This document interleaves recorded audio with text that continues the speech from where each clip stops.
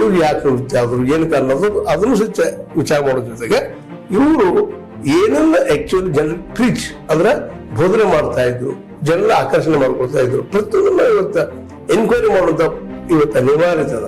ಸತ್ಯನ ಹೇಳಿ ಜನರ ಮನಸ್ಪರಿವರ್ತನೆ ಮಾಡಲಿ, ಕುಡಿಯುವುದರಿಂದ ಸೇದುವುದರಿಂದ ಅಥವಾ ಈ ತಂಬಾಕದ ಚಟಗಳಿಂದ ಇನ್ನೊಂದು ಚಟಗಳಿಂದ ಜನರು ದೂರ ಮಾಡಲಿ, ಎಲ್ಲ ಸರಿ ಅದ. ಇದು ಈ ಒಂದಿಷ್ಟು ಆದ್ರೆ ಬಹಳ ಉತ್ತಮ ಆಗ್ತದೆ.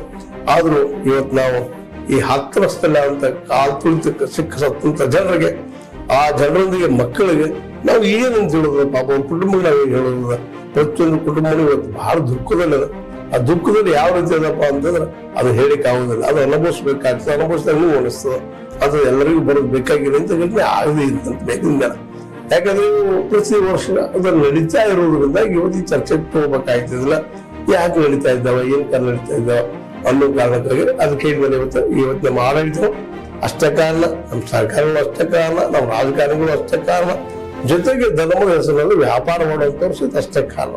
ನಿಜವಾದ ಧಾರ್ಮಿಕ ಮನುಷ್ಯರು, ನಿಜವಾಗಿ ಧರ್ಮವನ್ನು ಮಾತ್ರ ಪ್ರೀಚ್ ಮಾಡುವಂತವ್ರು ಇಷ್ಟು ಜನ ಕೂಡಿಸಿದ್ರು, ಕಡಿಮೆ ಜನ ಕೂಡಿ ಅವರ ಹತ್ರ ಹೋಗಿ ವಿಚಾರಗಳು ಹೇಳಿದ್ರು ಬಹಳ ಉತ್ತಮ ಅಂತ ಕೆಲಸ ಮಾಡೋರು ಸಾಕಷ್ಟು ಇದ್ದಾರೆ. ಆದ್ರೂ ಈ ಇಂಥ ಫಂಕ್ಷನ್ ಆಗ್ಬೇಕು ಆಗಬಾರ್ದು ಬೇರೆ ವಿಷಯ. ಬಟ್ ಜನಸಂದಣಿ ಕೂಡಿದಾಗ ಅಲ್ಲಿ ರಕ್ಷಣೆಗೆ ವ್ಯವಸ್ಥೆ ಇರಬೇಕು, ಇದು ಆಗದ ನೋಡ್ಕೋಬೇಕು. ಅದರಲ್ಲೂ ಒಂದು ಮೇನ್ ಇಲ್ಲಿ ಏನ ಕಾರ್ಯಕರ್ತರು ಅಥವಾ ಮೇನ್ ಒಂದು ಈ ನಡೆಸಿಕೊಡ್ತಿರುವಂತ ಏನು ಒಂದು ಸಂಘಟನೆ ಇರ್ತದೆ ಅವ್ರದಿಂದ ಬಹಳ ಎಚ್ಚರಿಕೆಯಿಂದ ಈ ವಿಷಯವನ್ನ ನೋಡ್ಬೇಕಾಗ್ತದೆ. ಮತ್ತು ಅವ್ರ ಜವಾಬ್ದಾರಿಯೂ ಕೂಡ.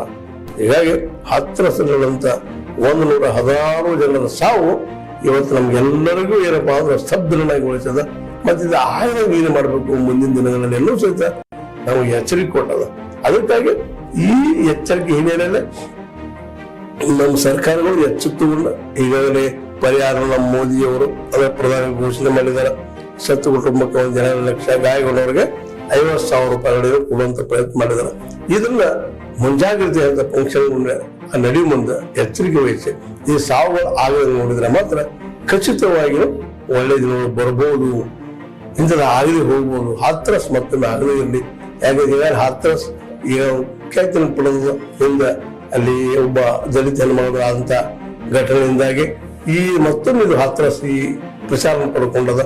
ಒಟ್ಟಿನಲ್ಲಿ ನಮ್ಮಲ್ಲಿ ನಂಬಿಕೆಯಲ್ಲಿ ಮೂಢನಂಬಿಕೆಯಿಂದ ದೇವರನ್ನ ಆರಾಧನೆ ಮಾಡುವಂತ ಒಂದು ಏನ ಸಂಪ್ರದಾಯ ನಮ್ಮಲ್ಲದ ಅದು ದೂರ ಆಗಲಿ. ದೇವರನ್ನ